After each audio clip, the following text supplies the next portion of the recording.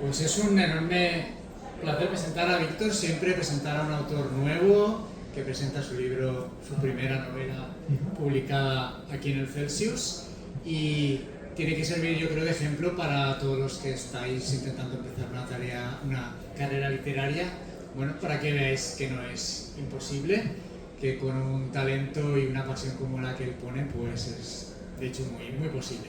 Su novela que vamos a presentar hoy, La Era de la Eficiencia, ha sido mención de honor en el Premio Ciudad del Conocimiento. Y como, bueno, vamos a comentar, es una distopía, pero no es una distopía al uso apocalíptico de un futuro lejano, sino que se trata de una distopía muy cercana, incluso diríamos que íntima, donde tenemos unos personajes que realmente van a vivir esa angustia y van a plantear, como veremos, una rebelión. Víctor empieza el libro con una cita de un antropólogo anarquista que se llama David Graeber, y eso ya nos da una pista de por dónde va la cosa. Y leyendo yo el libro también he encontrado muchas alusiones, si conocéis al autor Cory Doctorow, que es un autor de ciencia ficción, pero también es un analista, es un ideólogo. Nos habla de conceptos que en cierta forma vais a encontrar ahí. Entonces yo la primera pregunta que le quería hacer a Víctor era pues que efectivamente nos hable de qué significa, por qué ese título de Era de la Eficiencia, cuál es el concepto de sociedad, qué es esa distopía que se esconde detrás de esa supuesta eficiencia, y qué fuentes literarias o ideológicas o filosóficas ha utilizado para llegar a ese concepto. Pues a ver, La Era de la Eficiencia es fundamentalmente un título irónico, porque básicamente estamos hablando de una sociedad que es exactamente igual que la nuestra, pero la única diferencia es que la IA ha automatizado todos los trabajos. Entonces, claro, cuando uno piensa en una situación así, dice, vale, ¿y cómo se organiza la vida? Porque claro, tenemos que vivir. Inicialmente nuestra vida depende del trabajo, y decimos, vale, ¿cómo reaccionaría nuestro sistema actual, que tiene un nombre, no lo voy a decir, para paliar esa situación? Claro, de que se crea una renta básica universal o qué se hace. Entonces me di cuenta de que si se plantease verdaderamente una renta básica universal, porque la gente ya no necesitaría trabajar, las mercancías se producen, las necesidades están cubiertas, todos los servicios funcionan, dije, claro, es una manera de redistribuir la riqueza, pero algo peor, le estás concediendo tiempo a la gente. Cuando la gente tiene tiempo, piensa. Cuando la gente piensa, se organiza y empieza a cuestionar cosas.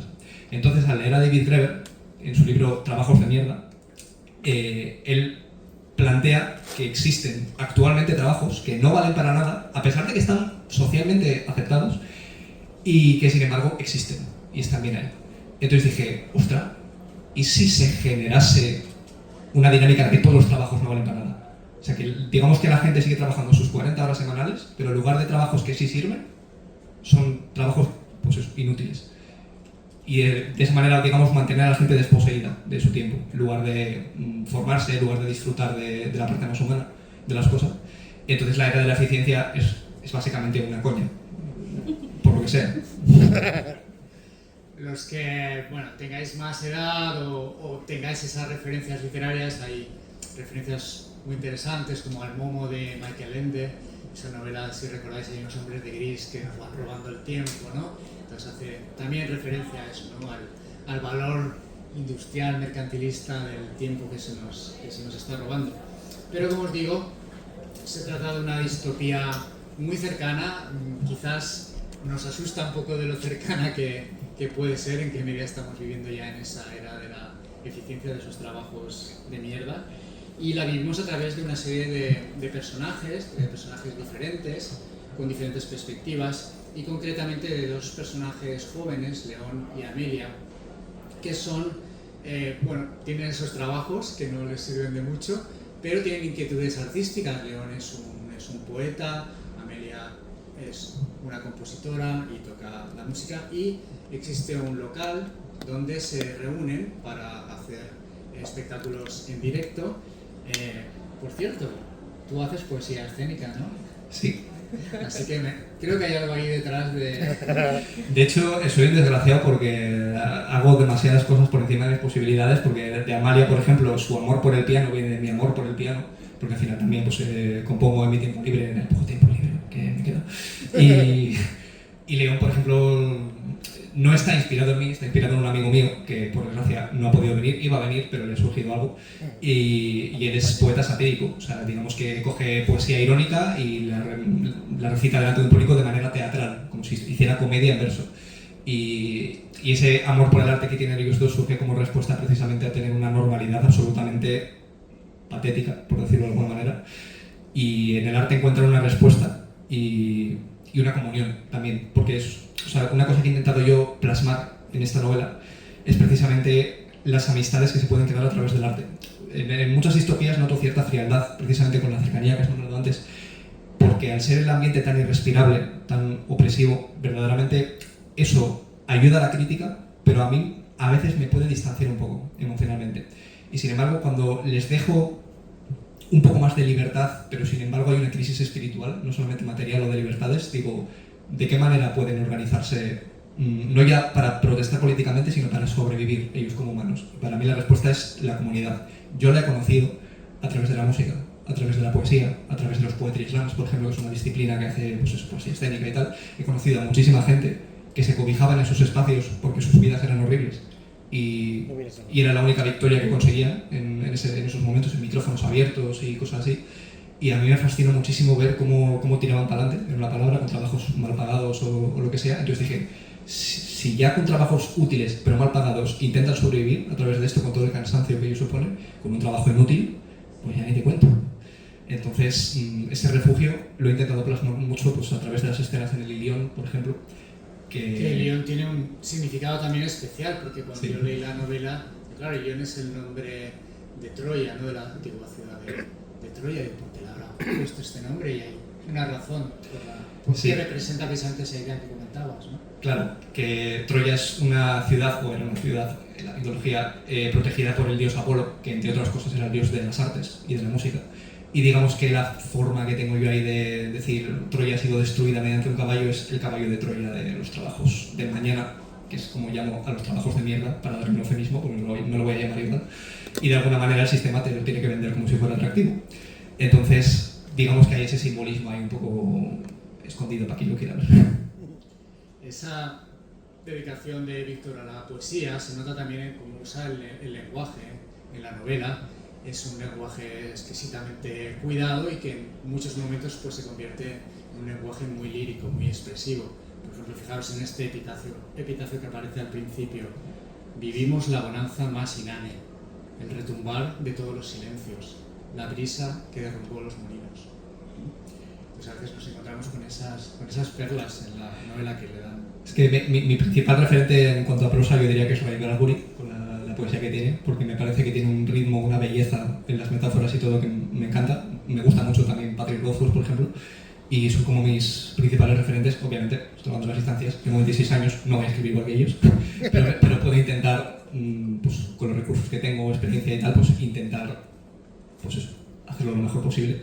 Y he intentado también que para cada escena no te pide el mismo tono siempre. De hecho, hay gente que descoloca un poco cuando lee el primer capítulo, porque el primer capítulo, que no el prólogo, es muy sardónico, muy con prosa tirando a irónica, pero verdaderamente eso forma un contraste con todo lo demás, porque luego la prosa es bastante melancólica. Y entonces ese choque de registros, sin traicionar, digamos, el estilo, creo que es muy guay, o por lo menos igual a alguien le saca completamente, no lo sé, pero a mí me parece que quedó chulo. Y aparte de estos personajes jóvenes, curiosamente en este mismo local, pues se unen a esas actividades subversivas, pues gente de mayor edad, incluso ancianos, ¿no? Eso fue una cosa que me llamó mucho la atención porque no es una combinación que se suele usar en narrativa y tiene que ver también pues con el planteamiento de esa rebelión que va creciendo. Quería que hablaras un poco de cómo ves ese papel de la combinación de juventud y experiencia en lo relativo al tema que tú vas planteando, que es cómo actuar, cómo rebelarse frente a esa distopía.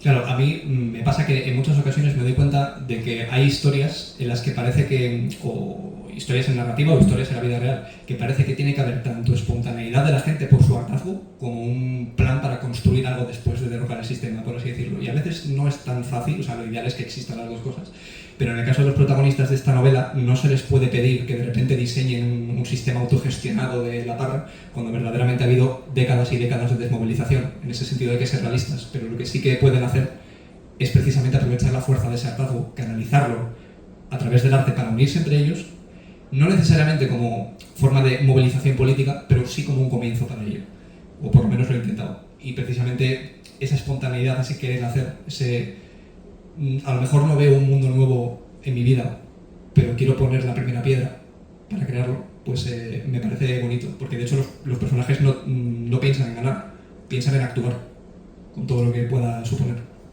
Y das mucha caña a los partidos políticos y a los sindicatos, como que, ¿dónde está la acción? ¿No? ¿Dónde está ahí alguna perla ahí, el activismo real? Muy bien. Y bueno, encontramos ese dilema entre los personajes de cómo plantear la acción y en qué medida es necesario tener primero una idea clara de la utopía, de a dónde tú querrías llegar, o en qué medida lo primero es la acción, ¿no? Bueno, eso es algo que tendréis que ver ahí. Sí, o sea, a mí no me gusta conceder respuestas, en plan, incluso siendo una novela intrínsecamente política y que en cierto modo se posiciona, a mí no me gusta leccionar, no me gusta decir pensad igual que yo, no me gusta decir esta es la verdad y ya está. Si quiero escribir una tesis política, escribo un ensayo, no escribo una novela. Yo creo una trama, creo unos personajes con la idea de que os sintáis identificados con ellos y formulo preguntas, básicamente, o por lo menos es lo que intento. Planteo una situación, digo, vale, ¿tú qué opinas? Planteo esta otra. Esta puede ser una alternativa, puede no serlo. Me gusta más ese juego, ese diálogo con el lector, que no un monólogo de mí mismo, porque eso tiene más que ver con el ego que con la verdad, en mi opinión. ¿Alguien tiene alguna pregunta? Sería muy guay hacer un diálogo. Sí, si alguien quiere... Bueno. Ahí va, qué guay. Creo que la primera fuiste tú por ahí detrás. ¿Yo? ¿Sí? En primer lugar, bueno, si esta duda se resuelve leyendo el libro, no me la contestes porque me lo voy a leer y tal, pero sí me gustaría, imaginando un poco ese posible mundo, esa posible distopía, qué lugar ocuparía la educación, la enseñanza, porque claro, a lo mejor te pones a pensar sobre los adultos, en cómo se organizan y tal, pero a lo mejor se puede suplir de alguna manera mediante la comunidad, pero claro, no todo el mundo sabe de todo, no todos tienen un mismo interés y demás, entonces esa formación hasta que llegan a plantearse cosas, a ser capaces de tocar el piano, de escribir poesía o lo que sea. Claro, de alguna manera, no sé si está automatizado también el trabajo de los docentes o... Se habla de eso precisamente porque Amalia, la que es un amante del piano, intenta precisamente sobrevivir a través de un trabajo que no es un trabajo del mañana, sino que es profesora de música, pero está cada vez más precarizado por la existencia de la IA, básicamente. O sea, la IA sí que tiene mucha presencia en el libro, tiene mucho más presencia el humano. No me he querido centrar en lo que viene a ser cómo funcionan las máquinas, no sé, o sea, me da igual, o sea, es factible que suceda una automatización y es una pugna, se podría decir. O sea, la mayor parte de la educación no es una cosa de la que profundice, porque la historia no va de eso, pero sí que doy pinceladas de hay una pugna entre los docentes que verdaderamente aman enseñar y aman, sobre todo, no solamente el conocimiento en sí mismo que transmiten, sino el hecho de que las personas a las que enseña tengan un referente, alguien con quien conectar, que al final es más importante incluso. Y Amalia lucha mucho contra eso.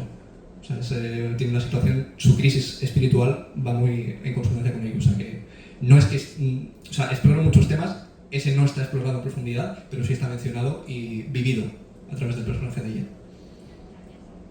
¿Había algo más? Sí. Todavía no he leído el libro, pero primera pregunta, porque tengo dos. ¿Dónde lo puedo comprar? ¿En qué caseta está? Fíjate que lo íbamos a decir igual porque tenemos más cara que espalda, ¿sabes? Pero te ahorro esa incomodidad. Maravilloso, me has salvado la vida. Esto, lo que acabo de decir, no lo he dicho. Vale, pues es en la caseta de Editorial Premium, que está justo al lado de la iglesia, si no me equivoco, ¿no? Perfecto. Sí. Estará firmando, pero los que no lo tengáis todavía, aún tenéis un rato para acabar con los últimos ejemplares porque no quedan muchos, ¿sabes? Sí, yo voy a estar aquí, o sea que si veis a un tío raro con boina, pues... Iremos hacia allá, así que Perfecto. os podéis pillar Perfecto. en la caseta de Premium. Vale, ¿y la segunda? Y la Más. segunda, pues justamente porque me ha llamado mucho la atención, me da la impresión de que hay muchos trazos de terror corporativo en lo que describes y quería saber si hay algún tipo de inspiración que te haya, valga la redundancia, inspirado para escribir este tipo de impacto que tiene esto de la inutilidad del trabajo en nuestra vida y esa crisis espiritual. ¿Hay algo que te haya inspirado en particular? ¿Más preguntas? Por aquí, por Estaba aquí. el primero. Por aquí. Has comentado que trabajos inútiles, en tu opinión, ya sea de los que has puesto en plasmado en el libro o alguno que se te ocurriera en llegar, ¿cuál sería para ti el trabajo más inútil de todos? Te puedo dar una respuesta fácil y otra un poco más elaborada. La respuesta fácil sería el Parlamento. Pero Barras gordas. la respuesta elaborada, pues hay... El primero que se me viene a la cabeza es uno que ha surgido hace poco, que es comprar productos para ponerles buenas reseñas en Amazon y luego devolverlos. Hay empresas que hacen esas cosas, empresas incluso de videojuegos, que dices, o sea, lo único que haces es exacerbar el consumismo, verdaderamente. Y es algo que dices, pero esto podría no existir, y sí, hay gente a la que se le paga. Es de coña, pero o sea, parece que me lo tal, pero miradlo, si que tenéis curiosidad, porque efectivamente se ha normalizado cada vez más. No digo que sea peor, igual simplemente es el que se me ha ocurrido ahora, porque tenemos poco tiempo. ¿Alguna preguntita más? Bueno, lo primero de todo, enhorabuena. Y lo segundo, me gustaría preguntarte hasta qué punto crees que estamos acercándonos a la sociedad que describes en la novela. A ver, mucho se tiene que ir a la mierda del mundo para que de repente todos hagamos trabajos inútiles de oficina, pero yo ya me creo cualquier cosa, te quiero decir. O sea, yo veo el mundo como está ahora y digo... O sea, de hecho se lo comentaba a Salvador tomando un café antes, en plan, lo de la suspensión de la incredulidad de mi historia es una cosa que me preocupaba, porque digo, ¿quién se va a creer que una sociedad entera de trabajos inútiles? La putada es que ya existen muchos y puede darse, porque al final no sé si se van a automatizar todos los trabajos, eso es como una licencia artística que me he tomado yo, una hipérbole, pero es factible que la mayoría sí, y entonces evidentemente el capitalismo tal y como lo conocemos desaparece en cuanto a trabajo asalariado, porque ya nuestra vida no dependería más de consumir que de lo que producimos, porque no lo producimos nosotros. Que eso de hecho tiene que ver un poco con la forma de protesta, que también la novela explora mucho la movilización y la desmovilización también, porque digo, claro, hoy en día tenemos poder de protesta a través de, principalmente, no solo de las manifestaciones, sino de la huelga, pero ¿qué pasa cuando la producción no depende de ti? Porque tu trabajo es inútil. ¿Cómo protestas entonces? ¿Cómo haces que la desigualdad desaparezca? Porque los políticos, ya te digo yo, que no... pues tiene mucho que ver en eso. Ya te digo, parece que estoy siendo como muy categórico, pero verdaderamente lo hago todo mucho más abierto dentro del libro. O sea, me gusta la conversación, yo digo. Lino, por ahí detrás. No he leído la obra.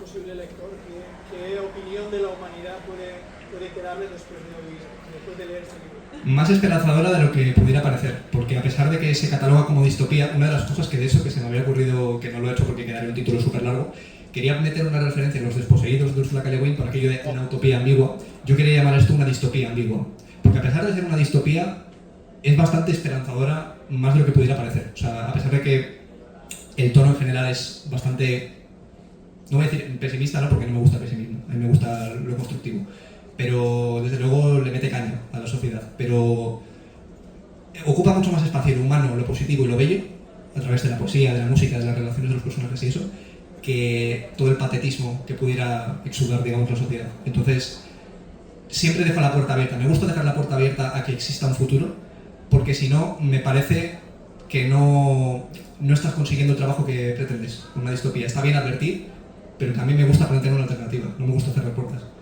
Porque al final hay veces que, lo que decía antes, de que cuando el ambiente es tan irrespirable, no vemos esperanza, y a mí el pesimismo, solo limitándose al pesimismo, no me parece que movilice ni me parece que ayude. O sea, encontrar el término medio entre ser realista y dejar un poco de espacio para la esperanza es complicado, pero yo lo he intentado en este libro.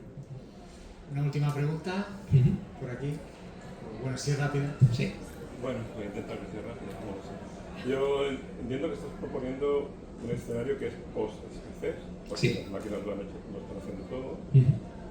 Normalmente un escenario post-escasez destruye las corporaciones, porque no tiene sentido la competencia.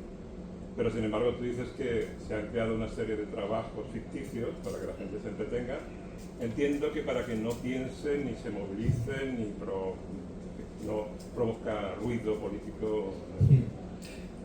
Entonces lo que has imaginado es que las corporaciones se han comido entre sí y ya solo ha quedado una, o has imaginado un gobierno centralizado, o tengo curiosidad más que nada. Comprendo la tendencia, pero digamos que quería que el mundo se pareciera lo máximo posible al nuestro, en la medida en que siguen existiendo corporaciones, empresas independientes y tal. Entonces he concebido los trabajos del mañana como un parche de un sistema que se quiere perpetuar a sí mismo, pero que verdaderamente tiene demasiado miedo como para cambiar. O sea, es como te dejamos un trabajo que no sirve para nada, pero te pagamos por ello, como si fuera una renta básica, pero ocupando tu tiempo, y por ende, como se siguen consumiendo el mismo tipo de productos, lo único que hay es una ficción colectiva, que viene a ser trabajos de oficina. El mundo considero que no ha cambiado tanto en ese sentido. Quería la mayor cercanía posible, y entonces estuve tentado de meter como una única corporación o algo así. O sea, se me pasó por la cabeza. Lo que pasa es que no me gustan los señores oscuros, por decirlo de alguna manera. O sea, es como... Es fácil caer en eso. Me pasa un poco con Severance, por ejemplo, que a mí me flipa Severance, pero que habla de solo una empresa. Y no me parece que una sola empresa ni una sola corporación sean culpables del statu quo. Entonces quería como dejar un poco eso... opción la mayor cercanía posible. No sé si me explico. Hay novelas clásicas de Heinlein o de Frederick Paul que plantean esas sociedades de la escasez donde hay que mantener la rueda consumista mediante mecanismos como alargar la vida de la gente solo para que sigan consumiendo y cosas así, ¿no? Pero bueno, en esas ideas básicamente se hace como un salto, como lo que has dicho de la inmortalidad, entonces se mantiene la competición a base de crear por la necesidad suprema. Entonces quería ver más o menos si has pensado en un grupo de corporaciones, una sola, pinceladas, o sea, doy pinceladas en el fondo de la historia. Sí, básicamente. Una última puntita rápida y ya está. Casualidades de la vida, me llamo Amelia, soy compositora. Bueno, mi personaje se llama Amalia, pero es parecido, o sea... Sí, por eso suena igual. Mira, en la sinopsis dice: ¿para qué sirve una vida bien optimizada si esta carece de vocación? Dar clases de música ya es un trabajo de mierda. No hace falta que sea un futuro. Pero, ¿de verdad crees que en una sociedad como la que planteas, el arte podría hacer algo para rebelarse contra todo lo que has montado? Ahora mismo el arte no puede hacer prácticamente nada. Por sí mismo no. Y de hecho exploro eso bastante a través del personaje de León, el poeta satírico, porque a veces la gente del Poetry Slam tiende a, incluyéndome yo, apropiarse de luchas más que defenderlas. Vivir de la injusticia en lugar de vivir la injusticia, como diría un amigo mío, que es el personaje de, o sea, es el amigo que inspiró al personaje de León. Entonces, por sí solo, no va a hacer nada. O sea, es una ficción y en ese sentido el arte solo sería un consuelo. Pero mejor eso que nada. Me refiero, como comienzo para establecer uniones de la gente y luego que esa gente se forme, se organice, proteste, es un poco por donde he intentado alcanzarlo yo. Pero por sí solo el arte es muy bello, pero desde luego está bien, como diría Ursula K. Le Guin, imaginar la libertad, pero hay que hacer algo más, hay que tomar riesgos, hay que renunciar a comodidades. En una palabra un poco tal, hay que mover el culo. Entonces, eso sería un poco la idea. Muy bien, muchísimas gracias por los comentarios, las preguntas. Nosotros, a no ser que haya alguien que quiera ir al Filmódromo que ya tenga el libro, creo que iremos directamente a la caseta por si alguien lo quiere conseguir, ¿vale? Un gran aplauso para esto. Muchísimas gracias. Aplauso temprano.